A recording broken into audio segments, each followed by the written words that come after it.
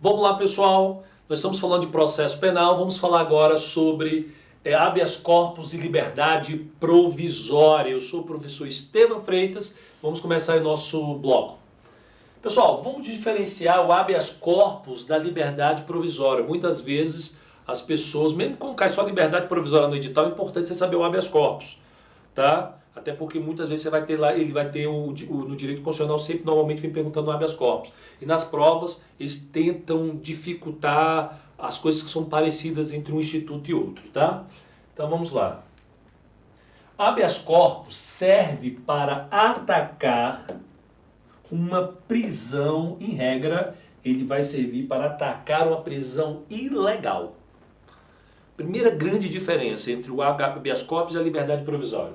O habeas corpus ele vai servir em regra para atacar uma prisão ilegal. A liberdade provisória para atacar uma prisão legal. Então, enquanto o HC serve para atacar uma prisão ilegal, o habeas corpus serve para atacar uma prisão Enquanto o HC serve para atacar uma prisão ilegal, a liberdade provisória serve para atacar uma prisão legal. Muitas questões de prova vêm só colocando isso. Habeas corpus, em regra, ataca prisão ilegal, já a liberdade provisória ataca prisão legal. Em regra, você mata várias questões, tá, dentro desse conceito de HC e liberdade provisória. Só que a gente tem que saber um pouco mais sobre o habeas corpus, um exemplo, as espécies de habeas corpus, e a gente tem que saber os tipos também de liberdade provisória. Tem que fazer um estudo mais aprofundado. Então vamos aprender os tipos de habeas corpus e os tipos de liberdade provisória.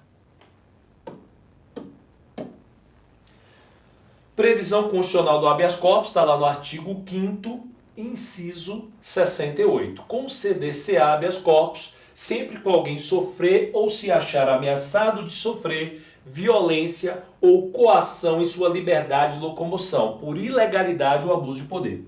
Por que é prisão ilegal? Porque é por ilegalidade ou abuso de poder o rompimento da sua liberdade de locomoção.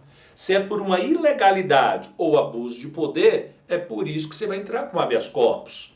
Estevam, se o cara foi preso preventivamente dentro dos requisitos legais, eu entro com habeas corpus? Não. Você vai, em regra, entrar com liberdade provisória. Se ele estava preso preventivamente dentro dos requisitos legais e você entende que não há mais esses requisitos, você vai entrar com a liberdade provisória. Beleza? Não confunda.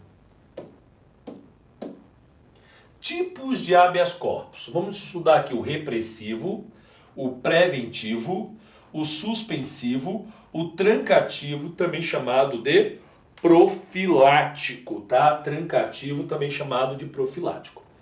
O repressivo é o que mais o pessoal conhece. O que é o repressivo? Vamos colocar um conceito aí no caderno. O HC repressivo é para atacar prisão já efetivada. Então percebam, o cara está preso ilegalmente ou por um abuso de poder.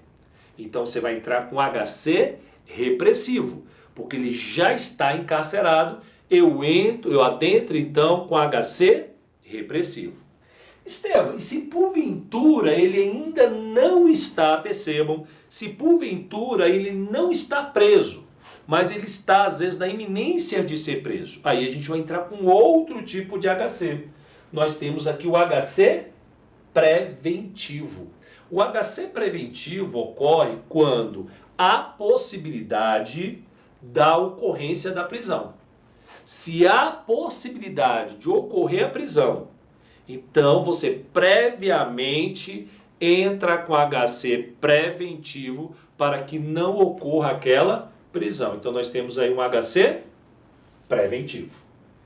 Estevam, qual a diferença do HC preventivo para o HC suspensivo? Para muitos autores, o suspensivo estaria dentro do preventivo, mas sempre a gente faz aqui um estudo completo na nossa aula. O suspensivo seria quando já há um mandado de prisão. Porém, esse mandado de prisão ainda não fora efetivado. Então percebam, o suspensivo já há um mandado de prisão, só que a pessoa ainda não foi presa.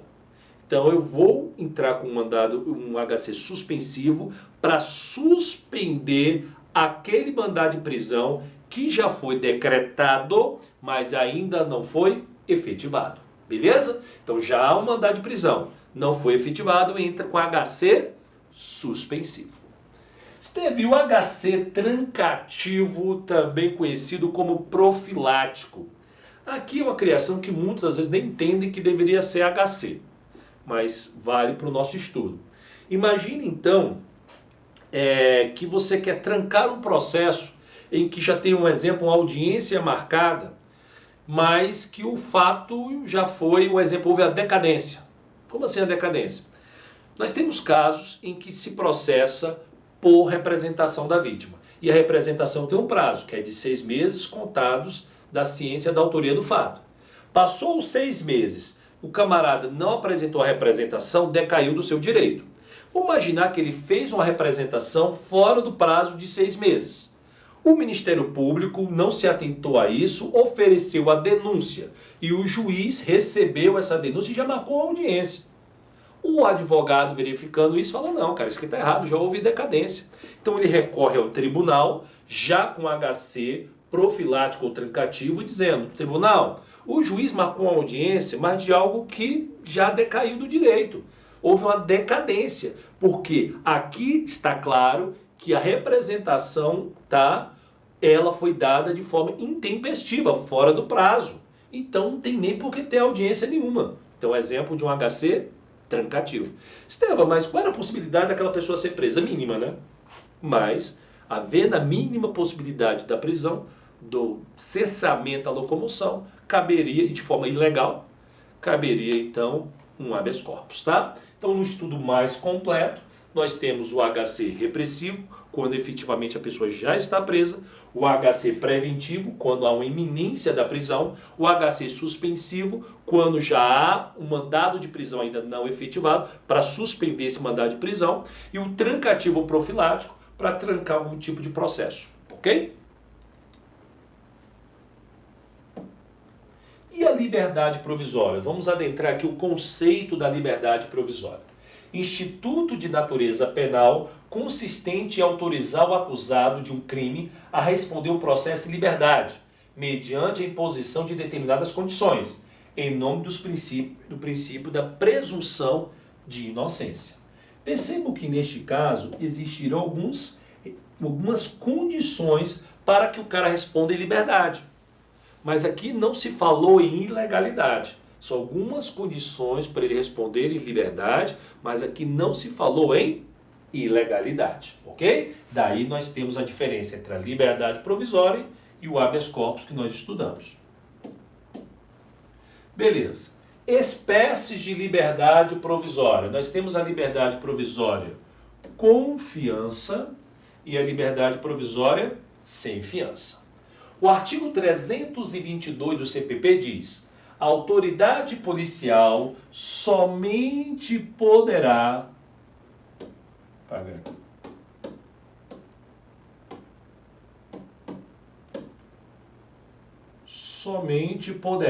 conceder fiança nos casos de infração cuja pena privativa de liberdade máxima não seja superior a 4 anos.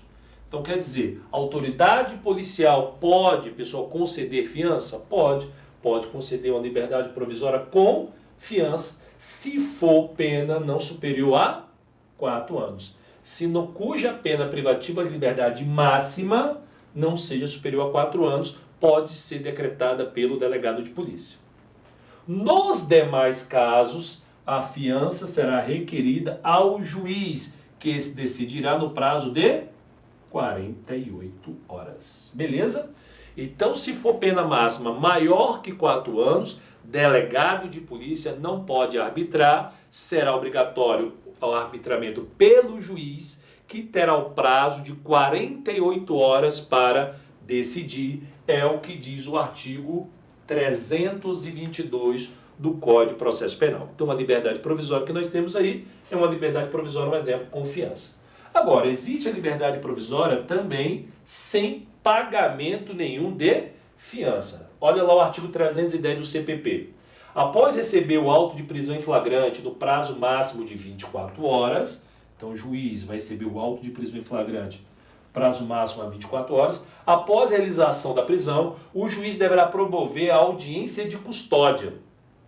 com a presença do acusado, seu advogado constituído ou membro da Defensoria Pública e um membro do Ministério Público. E nessa audiência, o juiz deverá, de forma fundamentada, olha o que diz aqui o inciso 3, conceder liberdade provisória com ou sem fiança.